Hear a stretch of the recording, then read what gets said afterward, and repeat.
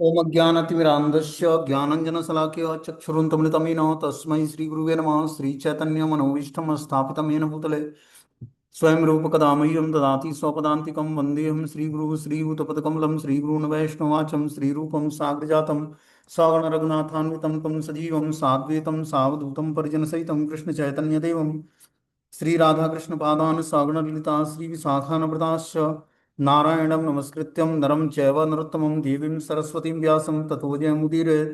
सुन्वतां स्वकथा कृष्ण पुण्ये श्रवणकीर्तनं हृदयन्तस्तु ये भद्राणि विघ्नोति सुरसतां नष्टप्रायेषु भद्रेषु नित्यं भागवत सेवया भगवती उत्तम श्लोके भक्तिर्भवति नैष्टिकी तदा रजस्तमो भावः काम लोभादय चेत एतेन निरावृतं स्थित सत्य प्रसदति।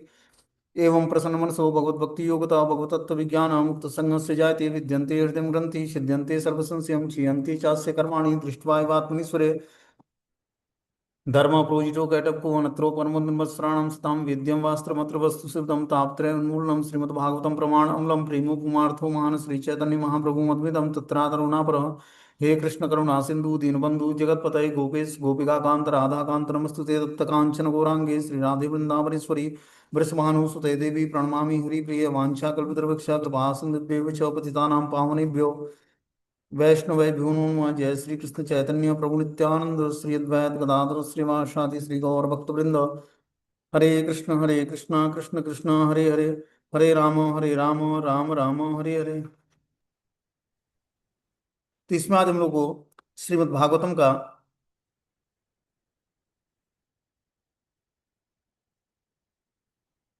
स्कंद एक अध्याय 15 और श्लोक संख्या 34 नंबर पढ़ना है।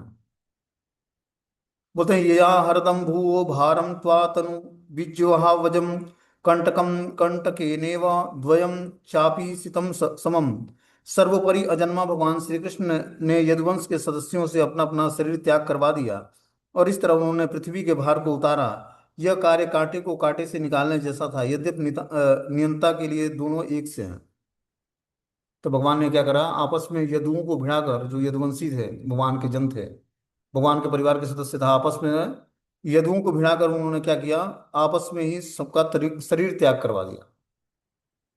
क्योंकि वो यदुवंशी जो थे भगवान के नित्य सिद्ध पार्षद थे, कुछ गोलोक धाम से आए हुए पार्षद थे, कुछ जो है देव कन्याएं थी, देवलोक से आए हुए कुछ देवता थे, अलग अलग लोगों से आए हुए सब भगवान की लीलाओं में सपोर्ट करने के लिए सब द्वारका में उन्होंने अवतार लिया था, जन्म लिया था भगवान से पहले या भगवान के साथ।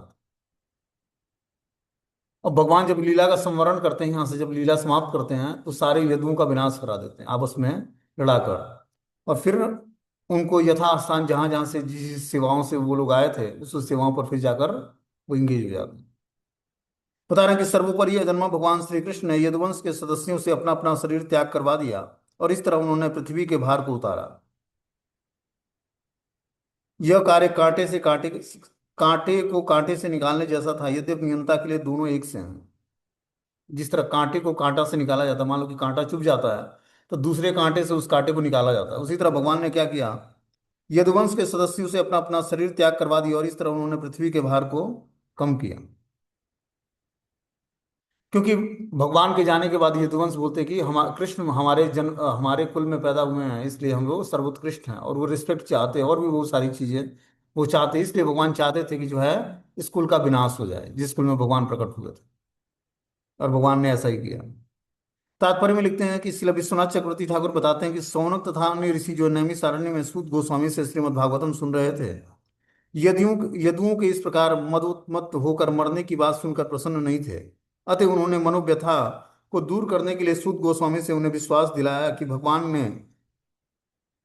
यदुवंश के सदस्यों से अपना शरीर त्याग करवा दिया, जिससे वह संसार के भार को हल्का कर सके। भगवान तथा उनके नित्य संगी इस धरा पर पृथ्वी का भार उतारने में प्रशासनिक देवताओं की सहायता करने के लिए प्रकट हुए थे। अतः उन्होंने अपने कतिपय विश्वास पात्र देवताओं को यदुवंश में प्रकट होने और उन्हें अपने महान उद्देश्य में सेवा करने के लिए बुलाया था।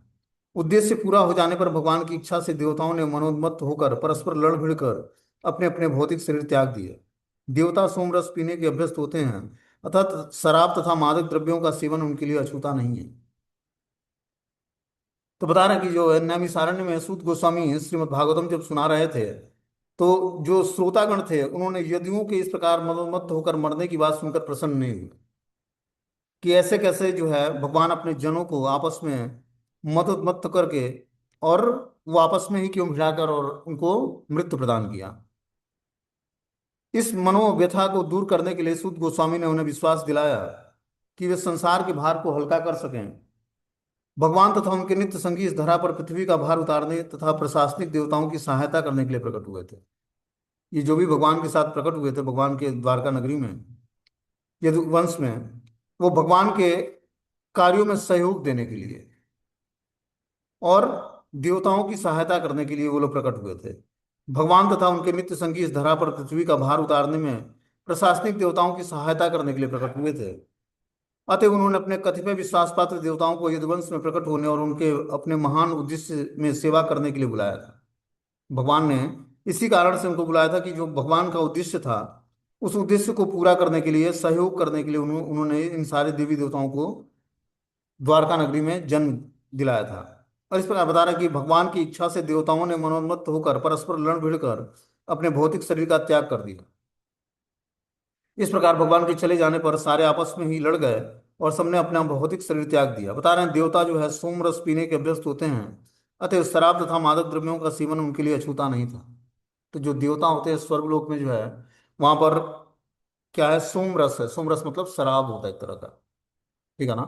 ये वाला शराब नहीं जो अपने वहां पी के लोग गाली गलौजा करते हैं, वो थोड़ा सा अच्छा शराब होता है, उससे नशा आता है, ठीक है ना। वहां पर भी स्वर्ग में भी भोग की सुविधाएं हैं, इसीलिए स्वर्ग भी नहीं जाना है अपने को। कहाँ जाना है? गोलोक धाम, भगवान के वृंदावन धाम गोलोक धाम में भगवान की नित्य सेवा में इंगेज करने के लिए अपने को हम भक्ति करते हैं। तो हम लोग का डेस्टिनेशन स्वर्ग नहीं है। स्वर्ग में जाकर व्यक्ति भोग करेगा, फिर जैसे ही पुण्य क्षीण होगा वैसे ही फिर से मृत्यु लोक में आ जाएगा और फिर से जन्म मृत्यु जरा व्याधि में फंसा रहेगा। जो व्यक्ति पुण्य कर्म करता है वो स्वर्ग चला जाता है। पुण्य कर्म मतलब, देखो दो कर्म होते हैं, पुण्य कर्म और पाप कर्म। पाप कर्मों से नरक लोकों को जाना होता है, पुण्य कर्मों से स्वर्ग प्राप्ति होती है।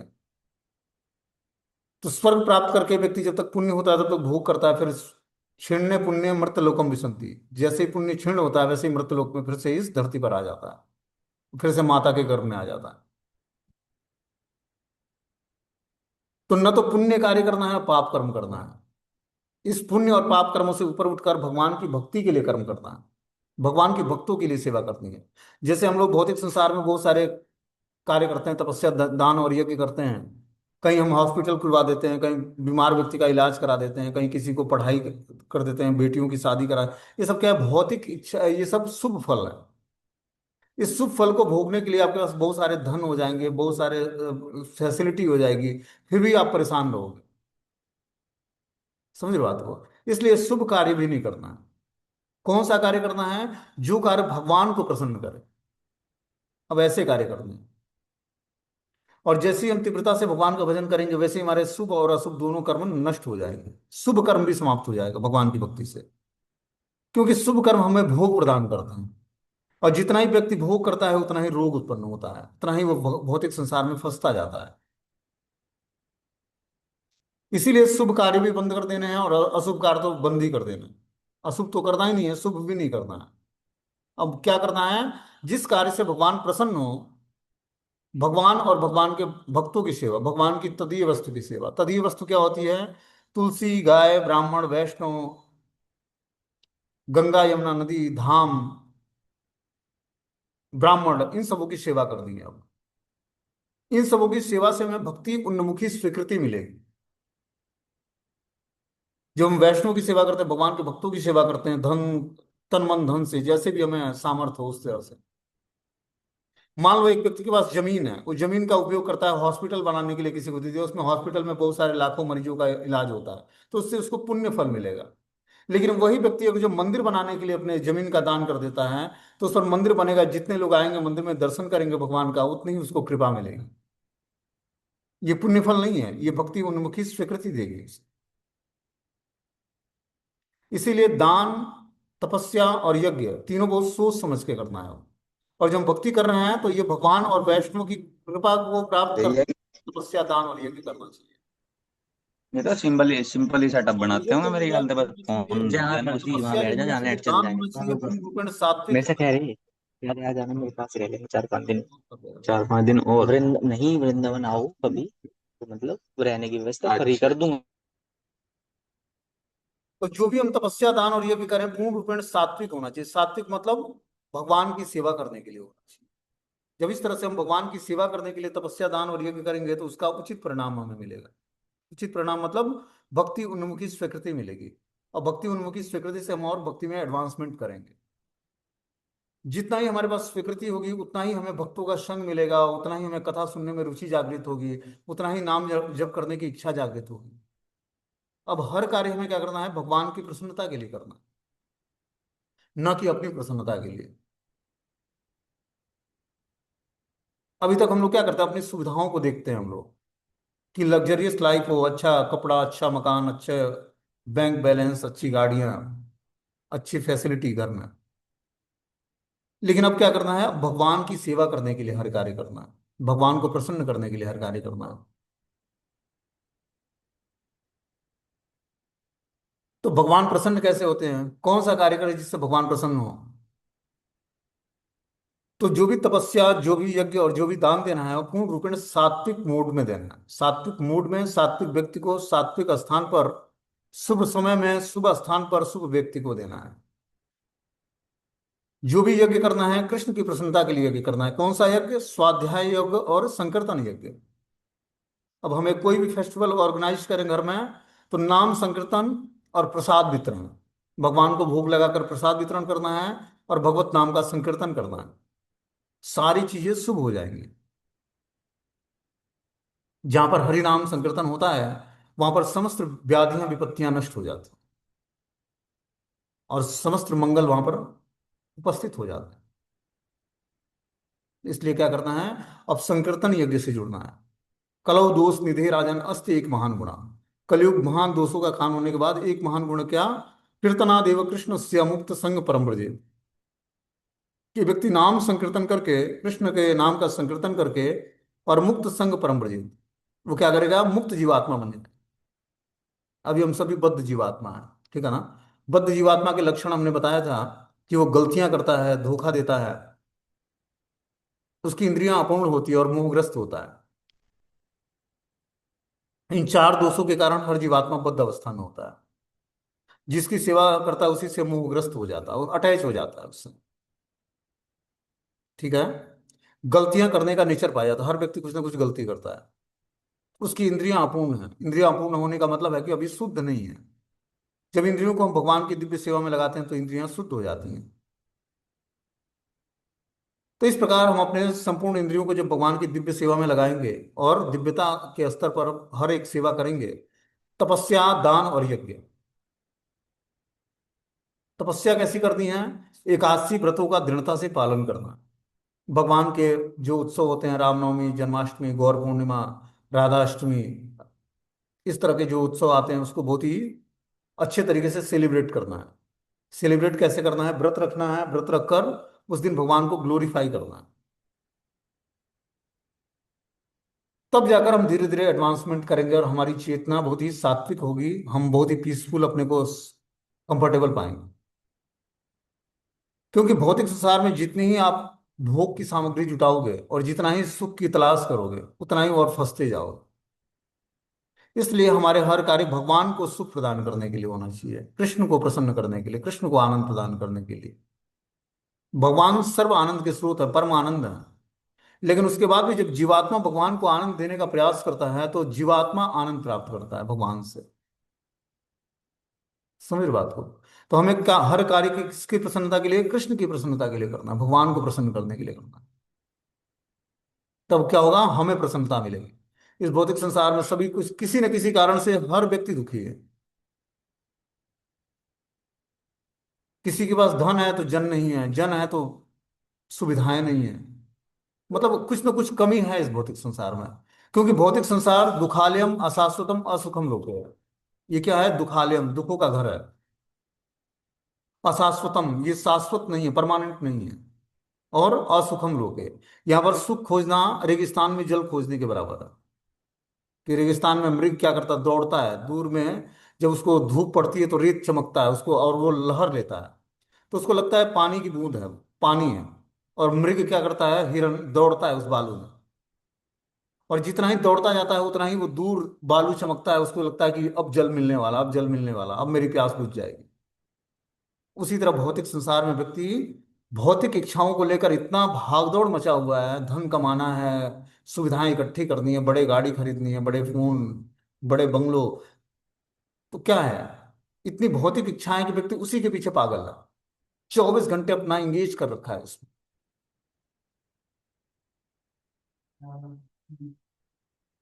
तो जब तक हमारे अंदर भौतिक इच्छाएं रहेंगी तब तक क्या होगा, हम बद्ध जीवात्मा बनेगा।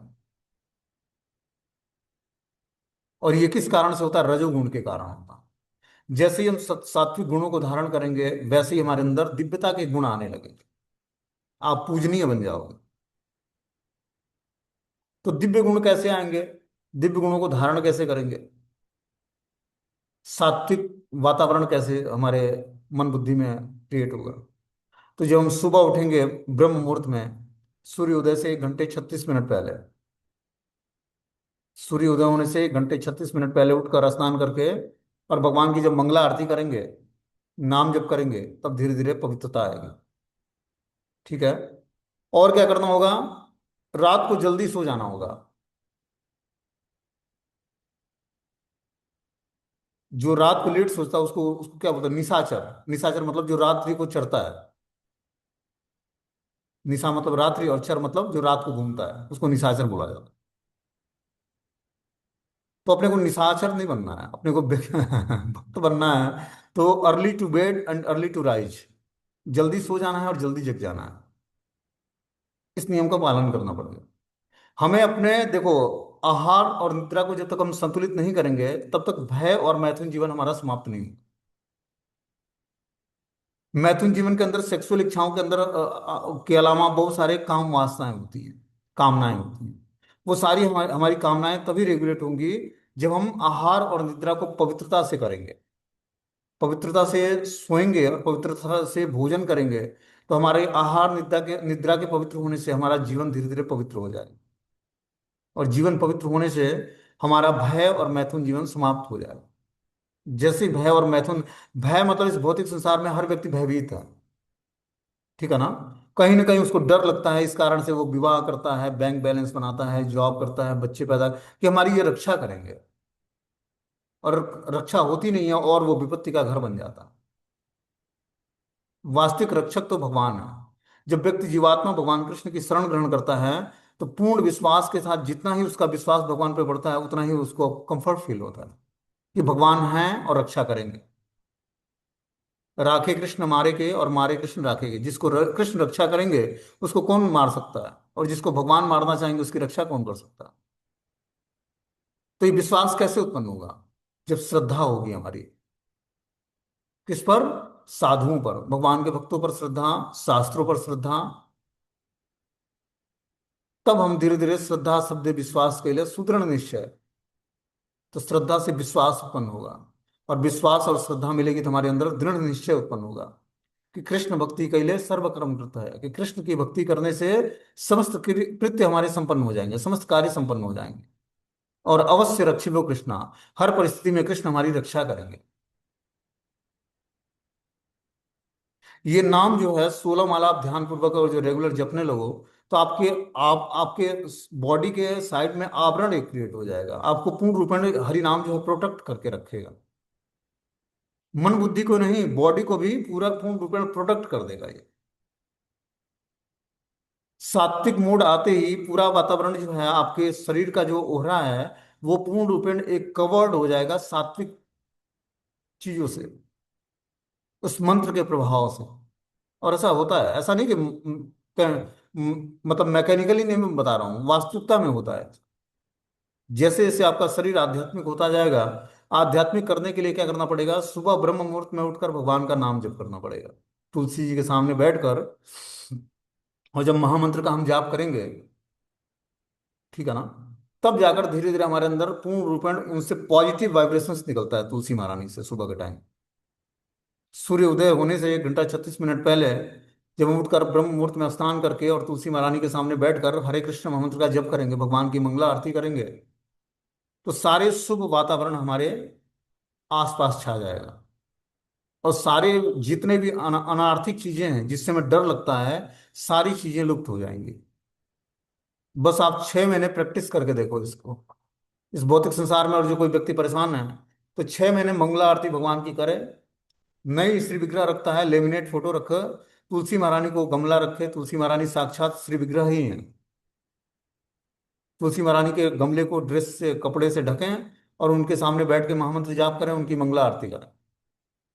देखो 6 महीने में क्या परिवर्तन होता है। पूरा ही वातावरण बदल जाएगा घर का, और जितने भी अशुभ चीजें हैं सब भाग जाएंगे घर से।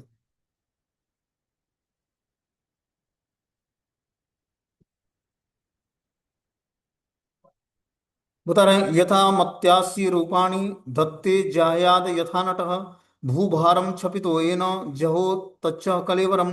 परमेश्वर ने जिन शरीर को पृथ्वी का भार कम करने के लिए प्रकट किया था, उसे उन्होंने छोड़ दिया। वे एक जादूगर के समान विभिन्न शरीरों को यथा मत्स्य अवतार और अन्य अवतारों में धारण करने के लिए एक शरीर को छोड़ते हैं। तो बता रहे हैं यहाँ पर कि परमेश्वर ने जिस शरीर को पृथ्वी का भार कम करने के लिए प्रकट किया था, उसे उन्होंने छोड़ दिया। भगवान ने अवतार लिया था कृष्ण के रूप में, अब उन्होंने धराधाम छोड़ दिया। तो शरीर को पृथ्वी का भार कम करने के लिए प्रकट किया था और उसे वो छोड़ दिया। वे एक जादूगर के समान विभिन्न शरीरों को यथा मत्स्य अवतार अन्य अवतारों को धारण करके एक शरीर को छोड़ते हैं और फिर दूसरा अवतार लेते हैं भगवान। तो भगवान के इनफाइनाइट अवतार हैं, अलग अलग धामों में अलग अलग भगवान अवतार लेते हैं। और इस तरह से अवतार लेकर क्या करते हैं, परित्राणाय साधूनाम विनाशाय च दुष्कृताम धर्म संस्थापनार्थाय संभवामि युगे युगे। कि भगवान भक्तों का परित्राण करने के लिए, परित्राणाय साधूनाम विनाशाय च दुष्कृताम दुष्कृतियों का विनाश करने के लिए, और क्या करने के लिए, धर्म की स्थापना करने के लिए भगवान हर युग में प्रकट होते हैं। तो हमें क्या करना पड़ेगा, भगवान के का जो मूड है, भगवान का मूड का मतलब जो शास्त्रों में बताया गया है, उस मूड के हिसाब से भक्ति करनी पड़ेगी। तब धीरे धीरे हम भगवान को प्रसन्न करेंगे।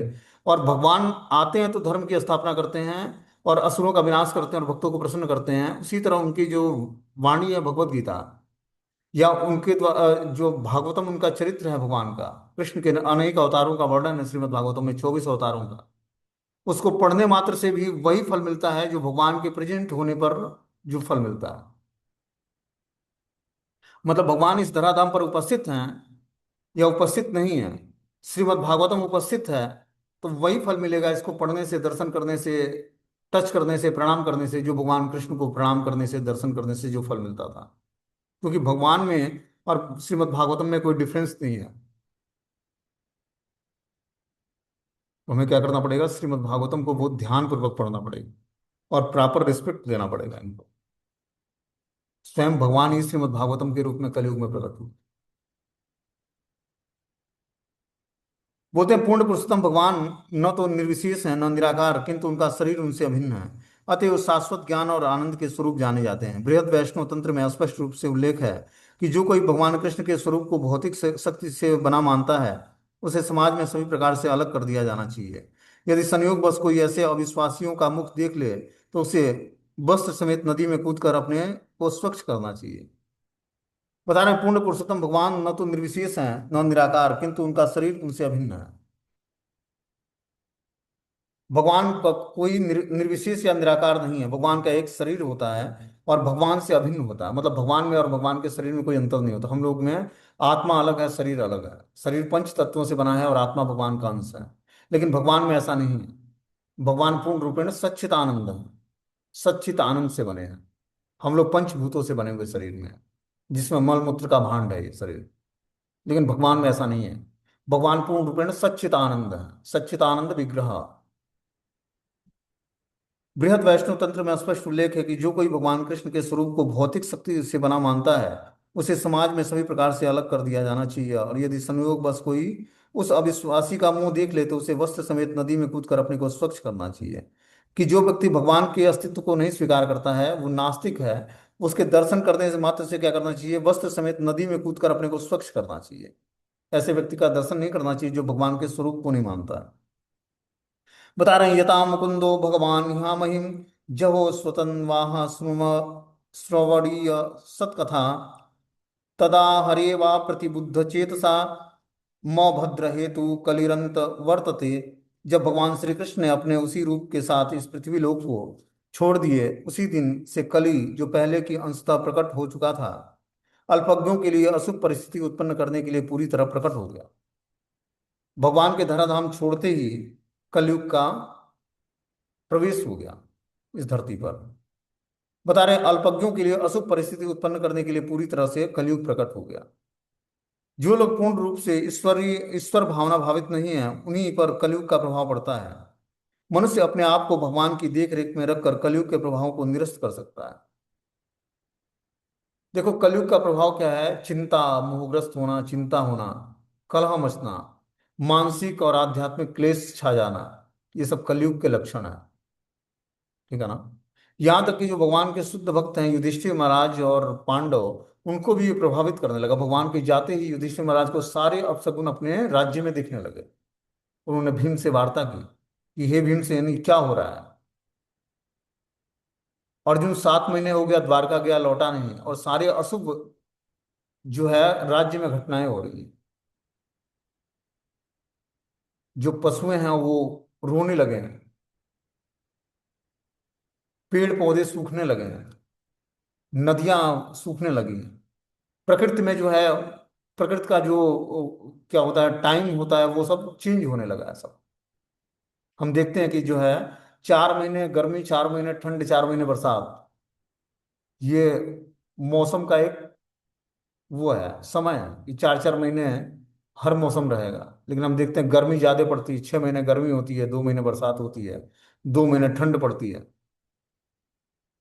तो क्या है, वातावरण भी सब कुछ जो है कलयुग के प्रभाव से सब कुछ, सिचुएशंस भी सब विपरीत हैं, और सीजन भी सब कुछ विपरीत है।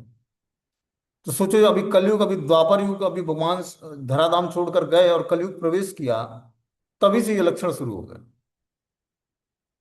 और कलयुग की स्थिति है 4,75,000 साल, और अभी 5,000 कुछ साल हुए भगवान को गए हुए धराधाम से। द्वापर युग समाप्त हुए, 5,000 कुछ साल हुए अभी। जब घोर कलयुग आएगा तो क्या होगा? व्यक्ति के अंदर हैवानियत आ जाएगी। क्या स्त्री, क्या पुरुष, क्या माता बहन, समाज, राष्ट्र, कुछ नहीं होगा। कोई लहजा, कोई लिहाज नहीं किसी का। आज भी हम देखते हैं कि हैवानियत कितनी है। सुबह को जो न्यूज़पेपर पढ़ो, तो सुबह न्यूज़पेपर शुरू से लेकर अंत तक पढ़ो, तो दुनिया भर के करप्शन भरे न्यूज होंगे उसमें। कहीं ये नहीं होगा कि कहीं संकीर्तन निकल रहा है, मंदिर का निर्माण हो रहा है, प्रसादम वितरण, ये कहीं न्यूज़पेपर में नहीं निकलेगा। क्या निकलेगा? कहाँ लूट मार हो रहा है, कहाँ रेप हो रहा है, कहाँ केस हो रहा है, कहाँ, मतलब ये भौतिक न्यूज ऐसा ही है। अब पूरा वातावरण उससे पॉल्यूटेड होता है। क्या है? ये कलयुग का प्रभाव है। वही यहाँ पर बता रहे कि जो लोग पूर्ण रूपेण ईश्वर भावना भावित नहीं है, उन्हीं पर कली का प्रभाव पड़ता है। मनुष्य अपने आप को भगवान की देख रेख में रखकर कलयुग के प्रभावों को निरस्त कर सकता है। कलयुग का पदार्पण कुरुक्षेत्र युद्ध के बाद ही हो गया था, किंतु भगवान की उपस्थिति के कारण यह अपना प्रभाव न दिखा सका। लेकिन जब भगवान अपने ही दिव्य शरीर को साथ लेकर इस धरातलोक को छोड़ दिए, तो उनके जाते ही कलयुग के लक्षण उसी तरह प्रकट होने लगे, जिस रूप में द्वारका से अर्जुन के आवागमन के पूर्व महाराजा युधिष्ठिर को दृष्टिगोचर हो रहा था। महाराजा युधिष्ठिर ने ठीक से इस धरा से भगवान के प्राण की कल्पना कर ली। जैसे हम पहले कह चुके हैं, भगवान हमारी आंखों से उसी तरह ओझल हो गए, जिस तरह सूर्य अस्त होने पर हमारी दृष्टि से ओझल हो जाते हैं। तो जिस प्रकार सूर्य अस्त होता है तो क्या होता है, दृष्टि से ओझल हो जाता है और अंधेरा छा जाता है। उसी तरह भगवान जब इस धराधाम को छोड़कर चले गए, तो युधिष्ठिर महाराज को सारे अपसगुन अपसगुन लक्षण जो है दृष्टिगोचर होने लगे। खुद महाराजा युधिष्ठिर पर्याप्त बुद्धिमान थे कि वे कलयुग के प्रभाव को समझ गए, जिसके विशेष लक्षण होते हैं। क्या? बढ़ता लालच, असत्य भाषण, धोखा देना, सारी राजधानी, राज्य, घर और समस्त व्यक्तियों में हिंसा का अधिक अधिक हो जाना। अतः उन्होंने घर छोड़ने की तैयारी की और तदनुसार वस्त्र धारण कर लिया। तो महाराजा युधिष्ठिर पर्याप्त बुद्धिमान थे, वो धर्मराज युधिष्ठिर थे, धर्मराज थे। और उनका पांव धरती पे नहीं पड़ता था, धरती से ऊपर चलते थे, क्योंकि धर्म उनको धरती को टच नहीं कर सकता, इतना उनमें पावर था। ये चलते थे धरती पर नहीं चलते थे, धरती से कुछ ऊंचाई पर। जब भगवान कुरुक्षेत्र युद्ध स्थल में बोला, हे युधिष्ठिर तुम सत्यवादी हो, तुमने सत्य का पालन किया है और पूरे जीवन सत्य बोला है, तो मेरे कहने पर बोलो कि अश्वत्थामा मारा मारा गया नरो व कुंजरो वा, कि अश्वत्थामा मारा गया, अब वो हाथी मारा गया या मनुष्य मारा गया ये पता नहीं है। तो भगवान ने बोला अश्वत्थामा मारा गया बोलो। तो युधिष्ठिर महाराज ने बोला अश्वत्थामा मारा गया नरो व कुंजरो वा, कि वो नर था या कुंजर मतलब हाथी मारा गया ये पता नहीं है।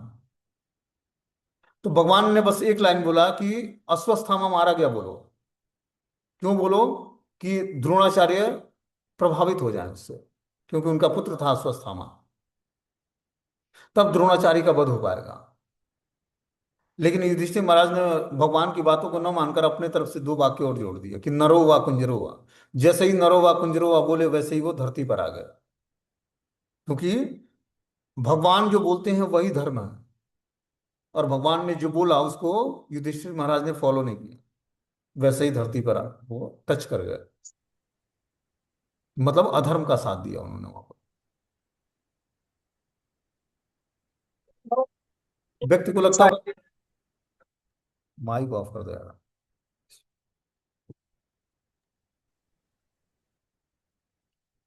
बता रहे कि महाराज युधिष्ठिर पर्याप्त बुद्धिमान थे, वे कलयुग के प्रभाव को समझ गए जिसके विशेष लक्षण होते हैं बढ़ता लालच, असत्य भाषण, धोखा देना, सारी राजधानी राज्य घर और समस्त व्यक्तियों में हिंसा का आधिक्य होना। इस तरह उनको राज्य की सारे व्यक्तियों के अंदर लालच बढ़ने लगा, असत्य भाषण तो होने आ लगा। जाइए, इतना खड़े हैं ये। यार लग जाने वाला टाइम।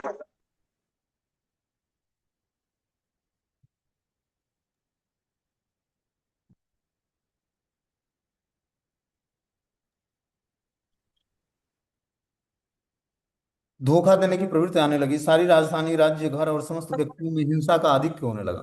आ जा बे।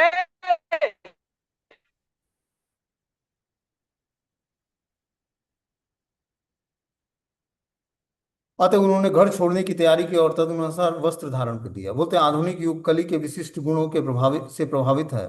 कुरुक्षेत्र युद्ध के दिनों में, जिसे लगभग 5,000 वर्ष हुआ है, कलयुग का प्रभाव प्रकट होने लगा था, और प्रमाणिक शास्त्रों से पता चलता है कि अभी कलयुग 4,27,000 वर्ष और चलता रहेगा। कलयुग के जिन लक्षणों का उल्लेख ऊपर हुआ है, अर्थात लालच, लोभ, असत्य, छल, भाई भतीजावाद, हिंसा इत्यादि, उनका पहले से ही बोलबाला था, और यह कोई नहीं जानता था कि ज्यों ज्यों कलयुग का प्रभाव बढ़ेगा, प्रलय होना तक क्या क्या न हो ले।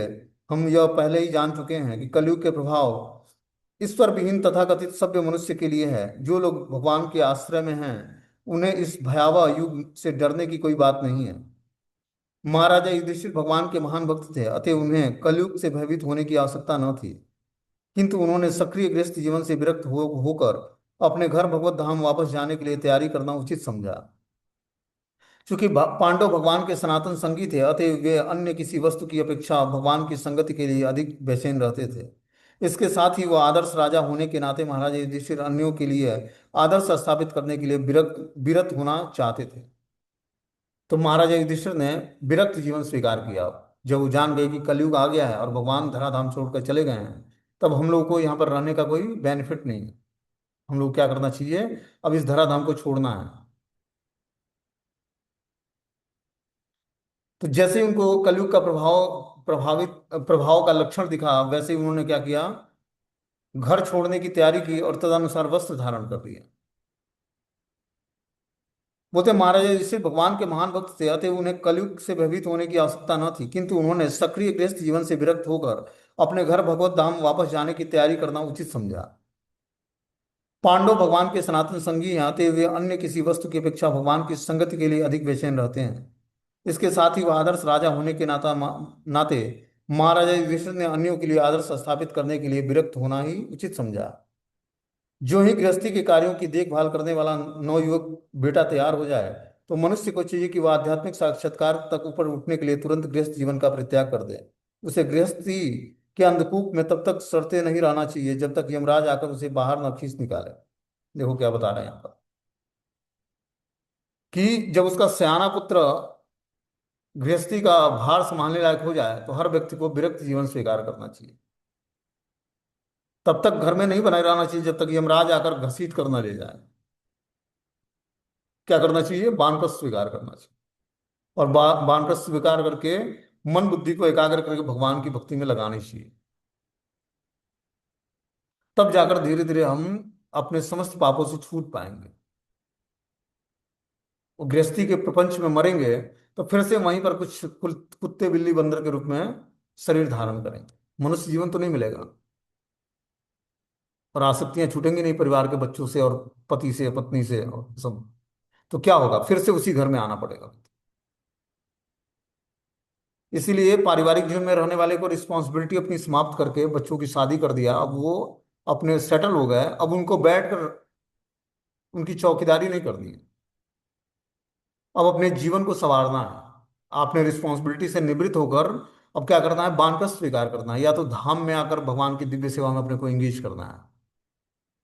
हरिद्वार, प्रयाग, काशी, वृंदावन, मथुरा, जगन्नाथपुरी, रामेश्वरम, जहाँ सुटेबल, वहां जाकर भगवान की दिव्य सेवा में नाम जप करना है, परिक्रमा करनी है, धाम की यात्रा करनी है। इन सब कार्यों में अपने को लगाना चाहिए और धीरे धीरे निवृत्त हो जाना चाहिए, पारिवारिक चिंताओं से मुक्त हो जाना चाहिए और शरीर का त्याग बहुत ही कंफर्ट पूर्वक करना चाहिए। तब जाकर व्यक्ति धीरे धीरे भगवान के धाम जाने की योग्यता आएगी। मान लो इस जीवन में भक्ति पूर्ण नहीं होती है तो फिर से एक मनुष्य जीवन मिलेगा, लेकिन अपनी आध्यात्मिक चेतना को जागृत करने के लिए हमें वानप्रस्थ स्वीकार करना पड़ेगा, चिंताओं से मुक्त होना पड़ेगा। आप रेगुलर बेसिस चेक करते हो, कर सकते हो कि कितने देर हम लोग कृष्ण भावना भावित रहते हैं। नाम जप में भी वो प्रभावित करता है। हमारी जो पूरे दिन की दिनचर्या है, जो हमारी चेतना है, वो हमें नाम जप भी ठीक से नहीं करने देता है। वो प्रभावित करता है उन चीजों को। नाम जप में भी वही चीजें याद आती हैं। तो भगवान के नाम रूप लीला गुण का स्मरण कैसे होगा? धाम का स्मरण कैसे होगा? इसीलिए इन चीजों से जल्दी जल्दी ऊपर उठना है, निवृत्त होना है, अपनी कॉन्शियसनेस को संभालना है कि हम भौतिक चिंताओं से व्यथित ना हो, प्रभावित ना हो। और ये तभी होगा जब हम जबरदस्ती इन चीजों से अपने को ऊपर उठाएंगे। पारिवारिक जीवन में ही बच्चों में, बहू में और घर समाज में, राष्ट्र में, इसी में हम फंसे रहेंगे तो कैसे हम भगवान को जान पाएंगे? भगवान के नाम रूप गुण लीला धाम का स्मरण करना है, चिंतन करना है, कैसे होगा चिंतन? चिंतन तो मुक्त पुरुषों को होता है, बद्ध जीव को थोड़ी ना चिंतन होगा। तो मुक्त जीवात्मा बनने के लिए क्या करना पड़ेगा? मुक्त पुरुषों का संग, मुक्त पुरुषों की सेवा और उनके आदेश का एज चीज पालन करना पड़ेगा। तब जाकर हम धीरे धीरे मुक्त पुरुष बनेंगे, और मुक्त पुरुष बन करके ही हम भगवत धाम जाने की योग्यता हासिल कर पाएंगे। ठीक है, हरे कृष्णा।